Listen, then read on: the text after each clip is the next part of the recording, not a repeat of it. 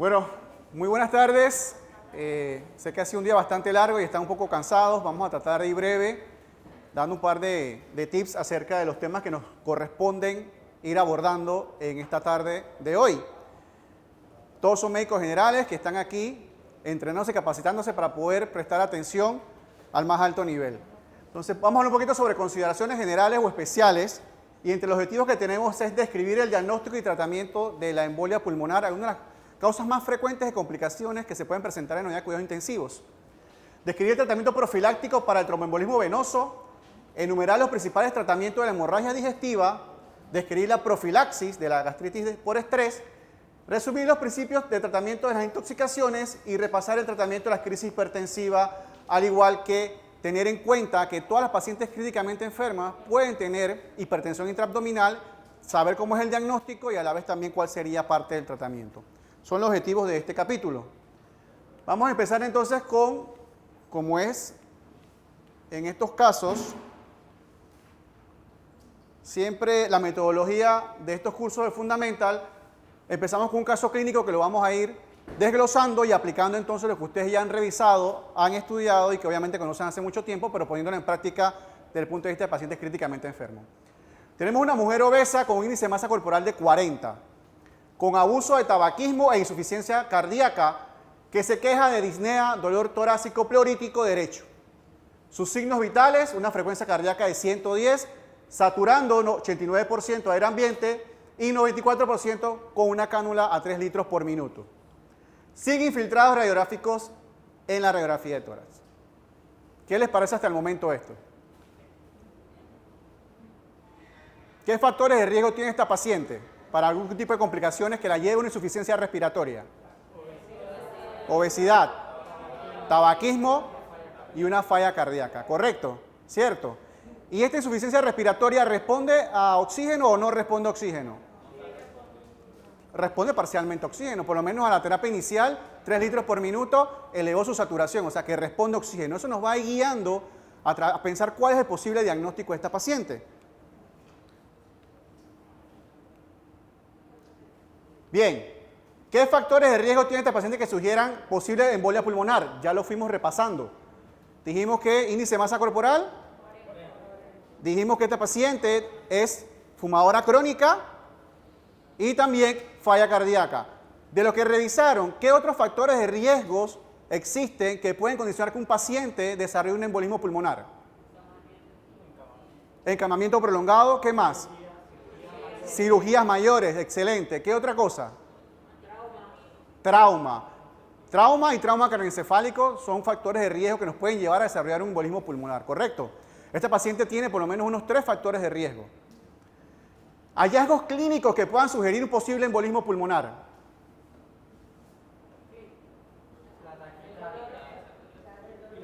Taquicárdica y lo principal, cada vez que tenemos un paciente que tiene saturación, a nuestra mente, si es críticamente enfermo, debe venir entonces que puede tratarse un embolismo pulmonar.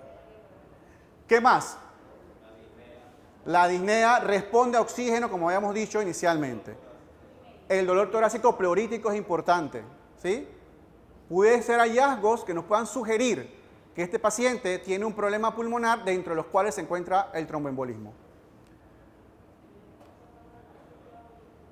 Acá. Bien. Dentro de el abordaje que vamos a realizar a esta paciente, lo primero que nos va a venir a la mente después de haber hecho su historia clínica y su examen físico, que son prioritarios y primordiales, es solicitar una placa de tórax, un electrocardiograma y una gasometría arterial. ¿Cierto? Eso es un abordaje en todo paciente con insuficiencia respiratoria. ¿Qué podemos encontrar en una placa de tórax de un paciente que tiene un embolismo pulmonar?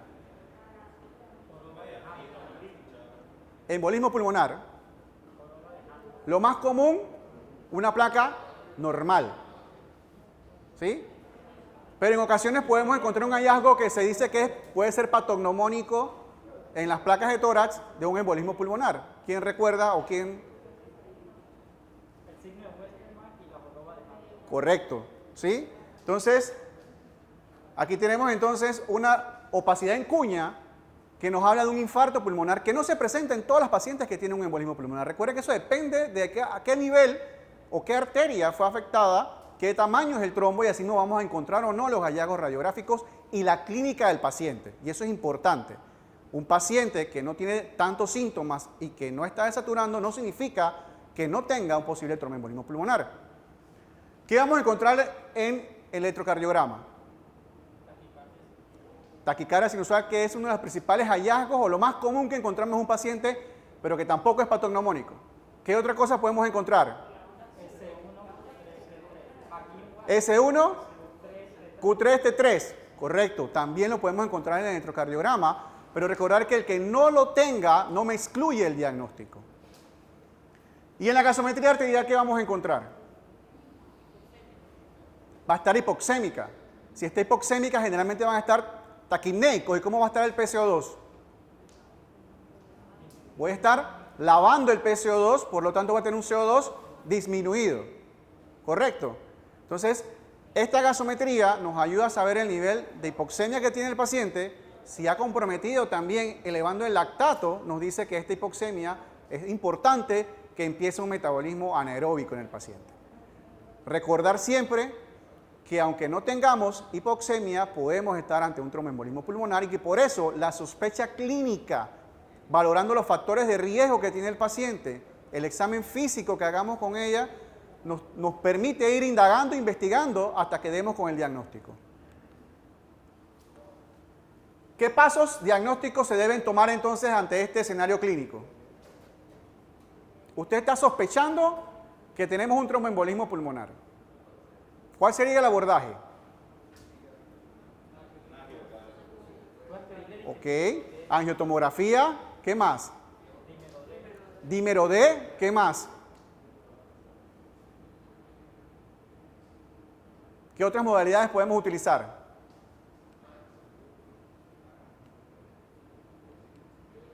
Está sensible el aparato. Diagnóstico. Lo primero, como dijimos, es la evaluación de la probabilidad pretest que tiene este paciente de tener un embolismo pulmonar. Eso es fundamental que lo tengamos claro y para eso hay varias escalas para valorarlo. Sabiendo entonces la probabilidad pretest, podemos guiarnos por las diferentes metodologías diagnósticas. Si tengo una escala o una probabilidad pretest baja, alguien mencionó el dímero D.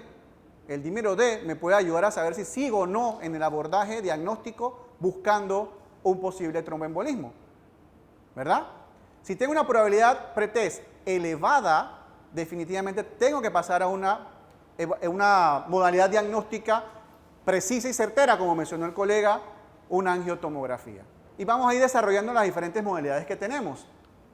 Dímero D, de alta sensibilidad, recordar que hay varios factores que nos pueden elevar el dímero D y nos lo pueden alterar.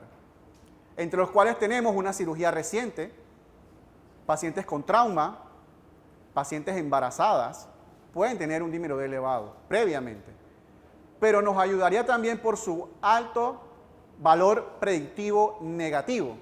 Si yo estoy sospechando en un paciente que tiene una angiotomografía, evalúo el riesgo no es tan elevado y el dímero D me sale negativo, yo descarto por completo y no continúo con los siguientes abordajes diagnósticos porque son también un poco más costosos o incluso puede traer algo de riesgo por el uso de radiación y medios de contraste.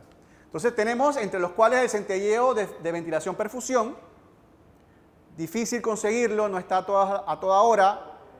Depende mucho de cómo está la placa inicial de este paciente. Si tengo una placa que está comprometida, no nos va a dar tanta información, no vamos a tener tanta certeza diagnóstica y no lo podemos tener disponible a cualquier hora. Las tomografías computarizadas, la angiotomografía, definitivamente es algo que ha venido como un armamental diagnóstico en estos casos donde lo podemos tener disponible a todas horas del día, que es independientemente si el paciente tiene otra comorbilidad o complicación pulmonar, que pudiese entorpecernos la metodología diagnóstica como es la ventilación-perfusión. Podemos ir de las cosas más sencillas, como por ejemplo si en el examen físico encontramos una paciente que tiene asimetría de sus miembros inferiores, estamos pensando que puede tener una trombosis venosa profunda, que puede hacer entonces lo que la llevó a un embolismo pulmonar, solicitar un Doppler de miembros inferiores y si sale positivo, al final el diagnóstico por la sospecha clínica que tenemos se va a manejar de la misma forma como un embolismo pulmonar con la terapéutica indicada. Y la angiografía pulmonar que ha quedado en desuso debido a la tecnología que ha venido avanzando y la adquisición de tomógrafos que nos permiten, a través de las angiotomografías, tener estos diagnósticos.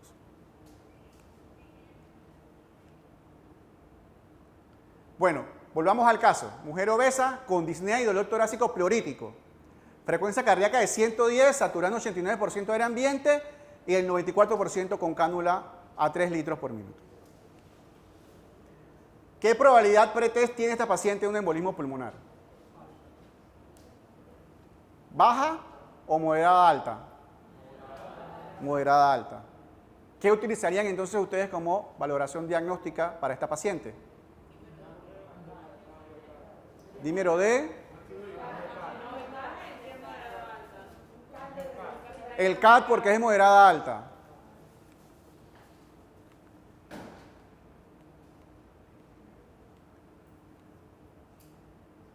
Ok. Probabilidad baja, utilizamos el dímero D. Negativo, se excluye tromboembolismo pulmonar. Positivo, ir hacia otros exámenes. Recordar que también puede haber falsos positivos y por eso tenemos que continuar con la evaluación. Probabilidad moderada alta. Dijeron que la paciente tiene una probabilidad moderada alta, ¿correcto? Entonces el abordaje sería alguno de estos tres abordajes diagnósticos, dependiendo de lo que tengo en el momento a mi disposición, dependiendo de las otras complicaciones que tenga la paciente y dependiendo de los riesgos-beneficios. Ejemplo, en pacientes embarazadas, probablemente usted prefiera ventilación-perfusión, porque la angiotomografía conlleva radiación, mayor radiación, y conlleva también riesgo de cáncer de mama en la paciente a futuro, aparte del medio de contraste. Vimos que si teníamos datos clínicos que nos permitieran evaluar que con un ultrasonido de miembros inferiores podíamos tener el diagnóstico, es rápido, lo tenemos incluso de disposición a la cama del paciente y tenemos personas que están capacitadas para poder rápidamente rastrear y darnos cuenta si tenemos una trombosis venosa profunda, correlacionar entonces ese hallazgo con los síntomas del paciente.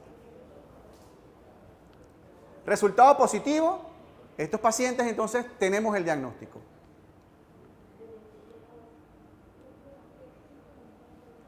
Y pasaremos entonces a la siguiente etapa, que es el tratamiento del embolismo pulmonar. Probabilidad moderada alta. Realizamos los estudios. Son normales, tanto el centelleo de ventilación-perfusión como el Doppler de miembros inferiores, se excluye. El corte, la angiotomografía negativa, se excluye entonces el diagnóstico del paciente. Y tenemos que buscar otras causas del cuadro que está presentando nuestra paciente. Listo. En esta entonces se realizó una angiotomografía y vemos que demostró que tenía múltiples trombos en las arterias pulmonares. ¿Cuál es el tratamiento adecuado para esta paciente? La anticoagulación. ¿Qué otros tratamientos existen? Trombolisis. ¿Sí? ¿De qué va a depender si anticoagulo o aplico trombolisis al paciente? La localización. ¿Y por qué es importante la localización? La estabilidad hemodinámica del paciente, compromiso hemodinámico del paciente, probabilidad de deterioro del paciente. Recuerden que la anticoagulación es para que no se formen nuevos trombos, pero el trombo que está ahí, hasta que el cuerpo lo empiece a alisar, no va a desaparecer, ¿correcto? Entonces, dependiendo del estado hemodinámico del paciente y ese trombo está poniendo en peligro la vida del paciente, entonces se justifica riesgo-beneficio y evaluando probabilidades de sangrado la utilización de terapia fibrinolítica. ¿Cuál sería la terapia fibrinolítica? Alteplasa. Entonces, los tratamientos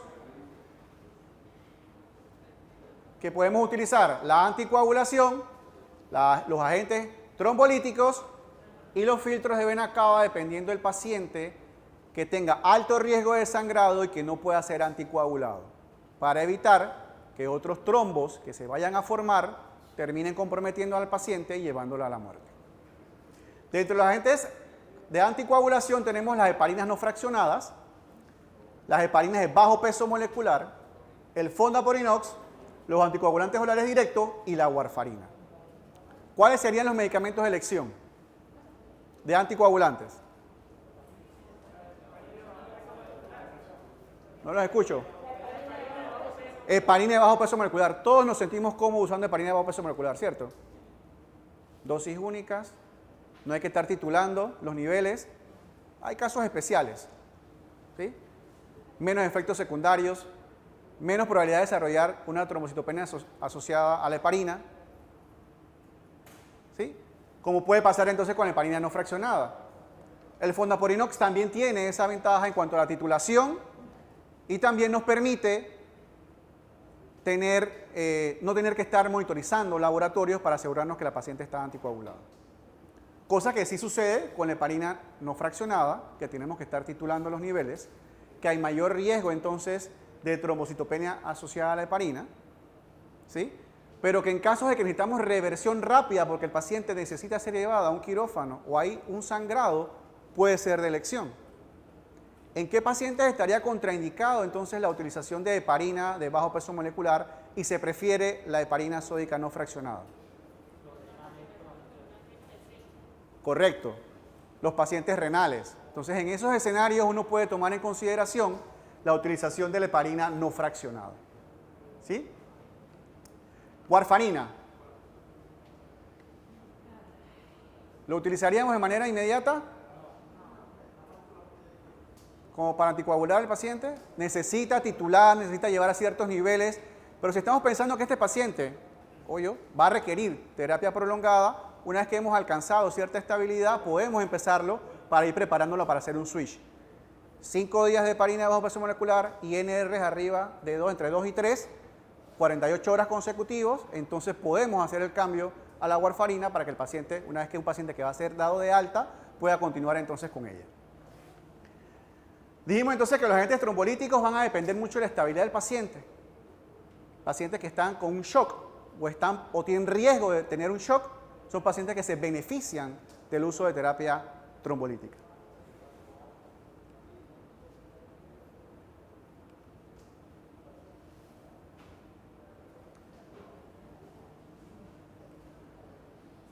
¿Cuál sería el tratamiento ideal? Evitar tener el trombo. Importante entonces la tromboprofilaxis, profilaxis para el tromboembolismo venoso. Para eso ustedes tienen diferentes escalas de riesgo para valorar qué pacientes tienen probabilidad de desarrollar una enfermedad tromboembólica y utilizar profilaxis. Y sabemos que todo paciente críticamente enfermo, y más ustedes preparándose ahora para tener pacientes COVID, donde sabemos que el riesgo de enfermedad tromboembólica es sumamente elevado, todos deben tener ciertas medidas de tromboprofilaxis.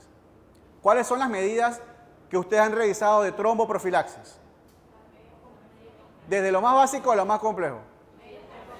Medida de compresión graduada. ¿La otra cuál sería? Movilizar lo más básico, excelente. Movilizar al paciente, las medidas de compresión graduadas, compresión neumática intermitente y la heparina como profilaxis. Entonces, como bien mencionaron, movilización temprana es lo primero. Todo paciente que pueda ser movilizado, hay que movilizarlo. Todo paciente que pueda ser sentado fuera de cama, hay que sentarlo fuera de cama. Cada vez que pasen una visita, cuestiónense y pregúntense, este paciente, ¿por qué no está sentado fuera de cama? Y al preguntarse eso, verán si realmente necesita tener un reposo absoluto o no, dependiendo del grado de severidad del paciente. La heparina, caballito de batalla. Los inhibidores de la trombina y los inhibidores del factor 10 activado son medicamentos que han venido a ayudarnos porque requieren poca monitorización, algunos pueden ser dados vía oral y tienen menos efectos secundarios. Su uso no es tan cotidiano para muchos y por ende siguen prefiriendo algo de heparinas. La warfarina, como ya dijimos, depende mucho de poder titular el INR y hay muchas cosas que llevan a que tengamos dificultad, ya sea que se vaya demasiado el INR o no lo alcancemos por algunas comorbilidades o complicaciones que presenta el paciente. Y los dispositivos de compresión neumática que sí o sí todo paciente encamado en unidad de cuidados intensivos debe tenerlo. Eso es un protocolo estandarizado y establecido. Toda paciente de salida ya de compresión neumática intermitente, posteriormente uno evalúa, dependiendo del riesgo, si requiere también tromboprofilaxis farmacológica sumada a la mecánica. El caso 2. Tenemos un hombre de 64 años de edad con náuseas y vómitos de sangre roja brillante, pálido, taquicárdico y con presión arterial de 95-60. Hematocrito de 28. ¿Qué piensan ustedes que tenemos aquí? Un sangrado digestivo que parece ser alto porque es sangre rutilante, roja. ¿Correcto? ¿Qué es importante con un sangrado digestivo alto? Tenemos un paciente que está pálido, taquicárdico, no sabemos, no tenemos antecedentes de este paciente si es hipertenso crónico o no, pero tiene una presión bastante limítrofe, ¿cierto? Y está pálido y taquicárdico. Entonces es importante que valoremos y evaluemos la clínica del paciente. En este momento estamos viendo un sangrado. La tendencia es, bueno, vamos a cuantificar el sangrado. En la presentación previa, o en una de las presentaciones previas, estuvieron evaluando las hemorragias. Y cómo clínicamente yo puedo establecer cuál sería el porcentaje o la gravedad de un sangrado. Hay sangrados que pueden ser cuantificados y hay sangrados que son difíciles de cuantificar. Por ende, es importante que ustedes se guíen mucho por la clínica que presenta el paciente. En este caso estamos hablando de un sangrado digestivo alto. Pero si fuera un sangrado digestivo bajo, podemos cuantificar realmente cuántas son las pérdidas. Entonces hay que guiarse mucho por los factores de riesgo del paciente, por la clínica del paciente y el examen físico que le vamos a realizar. ¿Cómo priorizamos entonces las intervenciones? ¿Qué es lo primero que haríamos con este paciente? ¿Tú mencionaste algo primero? Bueno, tenemos que evaluar el estado de alerta del paciente, si requiere o no oxígeno. Hablaron de reanimación del paciente con líquidos, ¿sí? ¿Qué más? Protección gástrica, ok. La evaluación del paciente, lo primero, ¿qué tenemos con el paciente? ¿Cómo están los signos vitales? ¿Está taquicárdico? ¿Tiene hipotensión ortostática? ¿Tiene pulsos filiformes? ¿Hay diferencia entre los pulsos radiales y los pulsos pedios? Eso nos habla de si el paciente puede estar teniendo un estado de inestabilidad hemodinámica, que conlleva una reanimación que debe ser una reanimación acorde o consecuente con lo que estamos teniendo. Hablamos de una reanimación con líquidos. ¿Qué líquidos utilizarían? ¿Dextrosa en agua? ¿Quién? ¿Cuáles? Cristaloides, lactato Ringer o solución salina. Uno o el otro, cualquiera de los dos, no hay problema, que tengamos a mano. ¿Ok? ¿Qué más?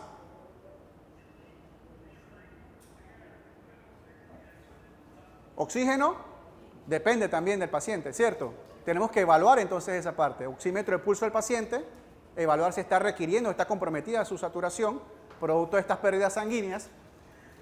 Intervenciones diagnósticas y terapéuticas que van a ir de la mano con qué.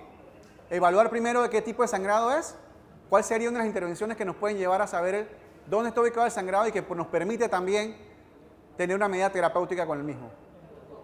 La endoscopía, estamos sospechando un sangrado digestivo alto, por ende una endoscopía nos ayudaría a poder evaluar y determinar dónde es el sitio de sangrado e incluso poder darle tratamiento inmediatamente de forma endoscópica. Como mencionaron entonces, profilaxis o protección para resangrados de estos pacientes con inhibidores de bombas de protones. ¿Correcto? Vía aérea, como dijo el colega, la volemia, la gravedad del cuadro y la sonda nasogástrica. Nos permite evaluar si el sangrado es digestivo, es alto, perfecto. Nos permitiría ver algo de cuantificación del sangrado, menciona el capítulo. Pero como ya dijimos, más importante para nosotros que cuantificar la pérdida sanguínea es poder determinar el impacto que tiene esta pérdida en mi paciente. Y eso va a depender de muchas condiciones, del estado de hemoglobina previa del paciente. Si el paciente que está anémico va a tolerar menos pérdidas sanguíneas que un paciente que no está anémico. De la constitución del paciente y las comorbilidades que tenga, un paciente cardiópata no va a tolerar mayores cantidades de pérdidas sanguíneas. Y si el paciente pierde sangre, ¿qué hay que reponer? Entonces tenemos que evaluar al paciente y determinar si está perdiendo sangre, la necesidad de transfusiones y si esas pérdidas sanguíneas nos están llevando a que este paciente conlleve una coagulopatía intravascular diseminada. Entonces hay que solicitar los laboratorios pertinentes para estar claros qué compromiso está condicionando esta pérdida sanguínea, no solo en la estabilidad hemodinámica, sino en los factores de coagulación de él que lo lleven a continuar sangrando si no es repletado las pérdidas que está teniendo. ¿Qué factores son subjetivos de hemorragia digestiva grave en el paciente? Taquicárdico, pálido, tembloroso, una presión están bastante limítrofes. Es raro que un paciente de 60 años no sea hipertenso crónico con nuestra población. ¿Cómo yo definiría entonces hipotensión en un hipertenso crónico que toma medicamentos? 90-60 estaría bien para un hipertenso crónico. ¿O puede ser hipotensión para un hipertenso crónico? Puede ser hipotensión para un paciente hipertenso crónico, correcto. Entonces, si yo tengo una disminución, si conozco al paciente, y tengo una disminución de unos 40 milímetros de mercurio de su presión arterial sistólica, para ese paciente, eso es hipotensión. ¿Sí? El paciente llegó aquí y estuvo manejando 140-90. Recuerden que los pacientes con COVID tienden a tener algo de hipertensión. 140-90, 140-90. Tiene un sangrado y presenta 90-60. Está chocado. Entonces hay que evaluar la gravedad del sangrado y con respecto a esa gravedad, como bien vieron en las charlas anteriores, determinar qué tanto de hemocomponentes vamos a utilizar para este paciente y activar entonces estos hemocomponentes.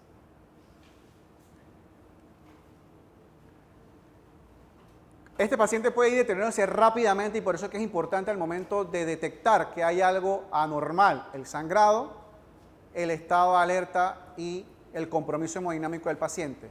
Si empezamos a tener deterioro de su estado de alerta, hay que ver si este paciente es capaz o no de proteger su vía aérea.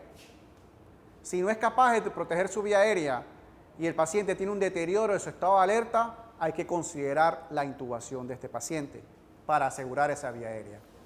Accesos intravenosos. ¿Qué vamos a correr a colocarle? Un catéter venoso central porque estamos en intensivo o en semi-intensivo. 2 vías periféricas. ¿De qué calibre? Grande, grueso. ¿Por qué? ¿Por qué no un catéter venoso central? Si no lo tiene, estoy hablando. Y vamos a canalizar al paciente. ¿Ustedes pueden colocar un catéter venoso central? ¿Ustedes, ahorita mismo? ¿La enfermera puede colocar 2 accesos periféricos? ¿Sí? ¿Y por dónde corre más rápido el fluido? ¿Por un catéter venoso central o por una periférica? Por una periférica. Se sabe la ley por la cual corre más rápido por un catéter periférico que central, ¿cierto? Administrar los líquidos porque primero hay que sostener al paciente y posteriormente, una vez que lo hemos estabilizado, administrar lo que el paciente perdió. ¿Qué perdió? Sangre. Transfusiones entonces del paciente. Como bien dijimos, vamos a ir dirigiendo la terapia. Si es sangrado digestivo alto, endoscopía, que puede ser prácticamente inmediatamente terapéutica. Si no tengo disponibilidad de endoscopía y el paciente necesita una, entonces considerar un traslado del paciente, transferencia. Radiología intervencionista, de estar disponible y que la endoscopía no haya sido exitosa o no haya podido localizar el sitio de sangrado. La evaluación quirúrgica de aquellos pacientes en los cuales no logramos controlar el sitio de sangrado y los medicamentos que podemos utilizar, que son aquellos que van a producir vasoconstricción esplácnica, como ¿cuáles? Electrótide, ¿correcto? Si no los tengo a disposición, ¿qué otro? Que no son tan son efectivos, pero tienen mayores efectos secundarios. Vasoconstricción esplácnica, vasopresina y teripresina, ¿correcto? Que son para poder tratar de controlar las varices hemorrágicas, corrección de la coagulopatía, y por eso tenemos que solicitar rápidamente los laboratorios, porque los tiempos de coagulación, ¿cuánto tiempo nos van a demorar en llegar? Entonces, una vez identificado el cuadro, tomo todas mis muestras, inicio mi reanimación.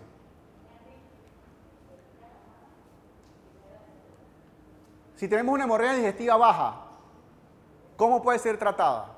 Uno lo vamos a ver a través de la paciente que tiene un sangrado rectal.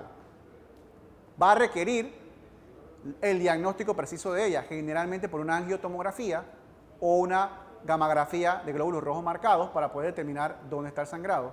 Y dependiendo de ello, puede ser manejado a través de una embolización por los intervencionistas si tengo disponibilidad de ellos o a través de un cirujano con abordaje quirúrgico. Para evitar entonces este problema, ¿cómo podemos prevenir la gastritis por estrés? ¿Qué pacientes tienen factores de riesgo para gastritis por estrés? Chocados en ventilación mecánica por 48 horas, coagulopáticos, ¿cierto? Que tengan alteraciones a otros órganos como insuficiencia renal, insuficiencia hepática, traumas, grandes quemados. Prácticamente una gran cantidad de pacientes que están en la UCI tienen riesgo de producir gastritis por estrés y por ende tenemos que utilizar los medicamentos para prevenirlas. ¿Cuáles serían? Inhibidores de bomba de protones o antagonistas H2, ¿cierto?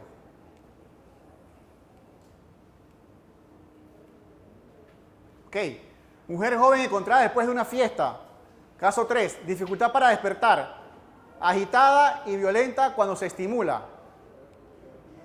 ¿Cuáles son las prioridades de intervención inmediatas?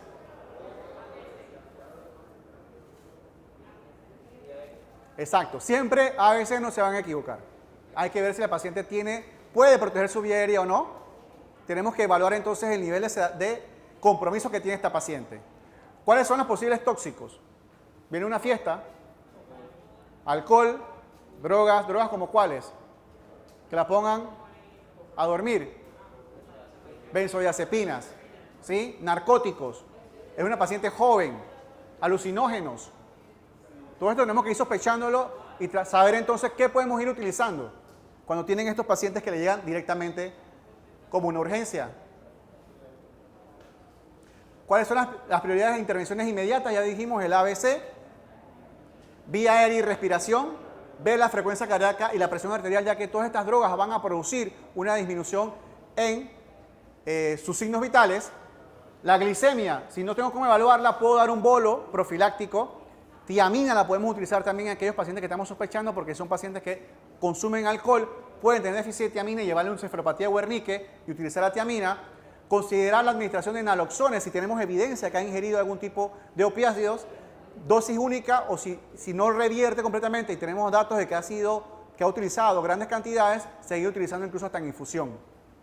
Considerar entonces sobredosis por acetaminofén y otros medicamentos de prescripción. ¿Cuándo estaría indicado entonces hacer un lavado gástrico o utilizar carbón activado? Si la intoxicación ha sido reciente, si ha pasado más de 2 horas, no tiene ningún sentido utilizarlo. Ok, ¿cuál es la diferencia entre una emergencia hipertensiva y una urgencia hipertensiva? Daño a órgano blanco. ¿El paciente les viene con un letrero de daño a órgano blanco? No, tenemos que ir a buscarlo. Siempre hay que ir a buscar el daño a órgano blanco. ¿Cuáles son los principales órganos blancos que afecta la crisis hipertensiva? Corazón, riñón. Perfecto, muy bien. Emergencia hipertensiva, elevación aguda de la presión arterial con lesión a órgano blanco, urgencia sin lesión a órgano blanco. Ya dijimos entonces, ¿cuál va a ser la diferencia entonces una que identifico que viene con un órgano blanco? El approach que voy a tener sobre el paciente. ¿Voy a ser agresivo ante una emergencia? ¿Voy a ir pausado ante una urgencia? La emergencia necesito controlar la presión arterial de entre los pocos minutos a pocas horas. La urgencia puede llevar entre 24 a 48 horas. Por ende, los fármacos que vamos a utilizar durante la emergencia deben ser de acción rápida, efecto corto, porque si se nos fue la mano en pollo, que rápidamente se revierta y que tengan los menos efectos secundarios. Muchos de los fármacos van a depender de qué, del órgano blanco afectado, y el grado de nivel en que voy a bajar la presión arterial va a también depender del órgano blanco afectado. Paciente con stroke, ese paciente no le voy a tumbar la presión arterial porque voy a disminuir entonces la perfusión del área de penumbra. En cambio, paciente con una disección aórtica, tengo que controlar rápidamente y a un nivel más bajo la presión arterial, sistólica entre 100 y 120, con frecuencias cardíacas entre 60 y 80, porque este paciente tenemos que disminuir la fuerza de ensayamiento que tiene la aorta y evitar que siga disecándose. ¿Cómo sospecharíamos que un paciente tiene una disección aórtica?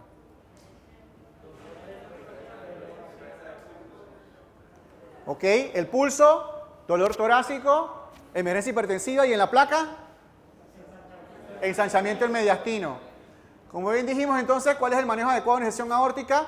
La betalol, el medicamento de elección, ya que nos permite, como es un bloqueador alfa y beta, controlar la frecuencia cardíaca y disminuir la presión arterial. Si no cuento con la betalol ni cardipina más un beta bloqueante, estas son las metas que vamos a tener en presión arterial y saber que este paciente hay que consultar rápidamente al cirujano torácico o al cardiovascular porque ameritaría entonces de su evaluación.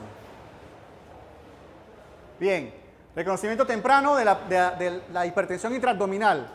Ya para terminar, son pacientes en la UCI que siempre tienen este riesgo. Es importante tomarlo en cuenta. Diferenciar hipertensión intraabdominal, más de 12 milímetros de mercurio una vez que hemos tomado la medida. Y si tengo hipertensión intraabdominal con un daño a órgano blanco, hablamos de un síndrome de compartida abdominal. Preguntas.